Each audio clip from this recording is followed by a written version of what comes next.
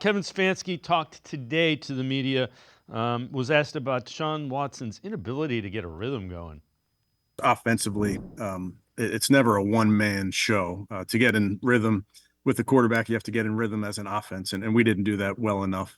Whether it was, and it's multifaceted, and it includes me and it includes our coaches. So we'll be better. We'll make sure that we have an offense where we can move the ball, score some points, but definitely not a one-man show. He did miss some throws that we normally see him complete, though, Kevin. From a coaching standpoint, what are kind of the points of emphasis coming off what you saw in film? Yeah, there's plenty to correct, Tom. Specifically to the quarterback.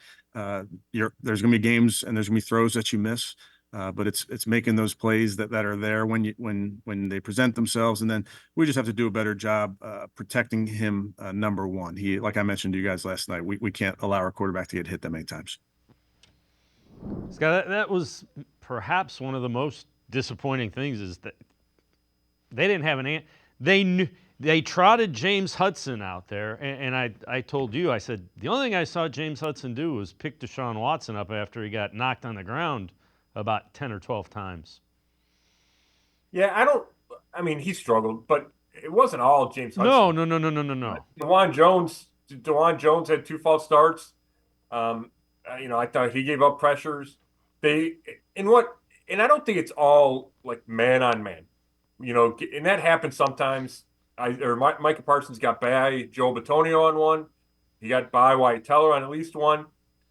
But plenty of it was the schemes, and it was twists and stunts that the Cowboys did with their rushes and their blitz packages that I thought confused the Browns.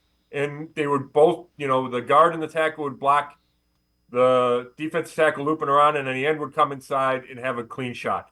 The Cowboys would bring 6 guys, the Browns would have 5, and Watson couldn't get rid of the ball fast enough, whether it was his fault or the receivers weren't making the proper adjustment with their hot routes. Whatever it was, they just didn't have the right answers from a protection standpoint.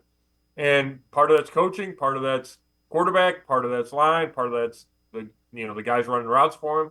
So it was all of it.